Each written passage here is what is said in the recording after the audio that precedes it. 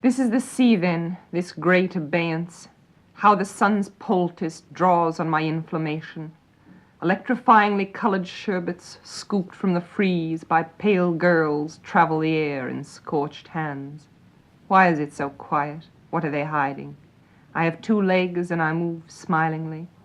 A sandy damper kills the vibrations. It stretches for miles, the shrunk voices waving and crutchless, half their old size.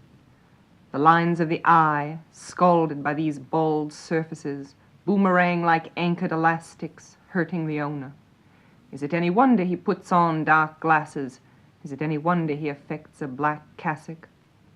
Here he comes now, among the mackerel gatherers, who wall up their backs against him.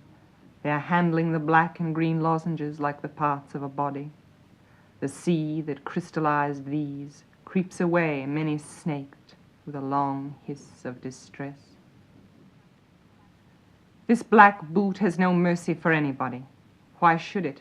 It is the hearse of a dead foot, the high, dead, toeless foot of this priest who plumbs the well of his book, the bent print bulging before him like scenery. Obscene bikinis hide in the dunes, breasts and hips a confectioner's sugar of little crystals titillating the light, while a green pool opens its eye, sick with what it has swallowed, limbs, images, shrieks. Behind the concrete bunkers 2 lovers unstick themselves. Oh, white sea crockery! What cupped sighs, what salt in the throat! And the onlooker trembling, drawn like a long material, through a still virulence and a weed hairy as privates. On the balconies of the hotel, things are glittering. Things, things. Tubular steel wheelchairs, aluminum crutches. Such salt sweetness. Why should I walk beyond the breakwater, spotty with barnacles? I am not a nurse, white and attendant. I am not a smile. These children are after something with hooks and cries, and my heart too small to bandage their terrible faults. This is the side of a man, his red ribs, the nerves bursting like trees, and this is the surgeon, one mirrory eye. Oh, the facets of knowledge, the pieces, the parts, the drip of salubrious fluids. On a striped mattress in one room, an old man is vanishing. There is no help in his weeping wife. Where are the eye stones, yellow and valuable, and the tongue, sapphire of ash? A wedding cake face in a paper frill. How superior he is now. It is like possessing a saint. The nurses in their wing caps are no longer so beautiful. They are browning like touched gardenias. The bed is rolled from the wall. This is what it is to be complete. It is horrible. Is he wearing pajamas or an evening suit under the glued sheet from which his powdery beak rises so whitely, unbuffeted? They propped his jaw with a book until it stiffened, and folded his hands that were shaking. Goodbye, goodbye. Now the washed sheets fly in the sun. The pillowcases are sweetening. It is a blessing, it is a blessing, the long coffin of soap-colored oak, the curious bearers and the raw date, engraving itself in silver with marvelous calm. The gray sky lowers. The hills like a green sea run fold upon fold far off, concealing their hollows. The hollows in which rock the thoughts of the wife, blunt practical boats, full of dresses and hats and china and married daughters.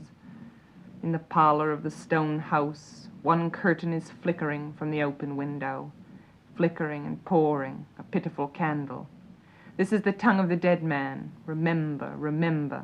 How far he is now. His actions around him like living room furniture, like a decor, as the pallors gather. The pallors of hands and neighborly faces. The elate pallors of flying iris. They are flying off into nothing. Remember us. The empty benches of memory look over stones, marble facades with blue veins and jelly glassfuls of daffodils. It is so beautiful up here. It is a stopping place.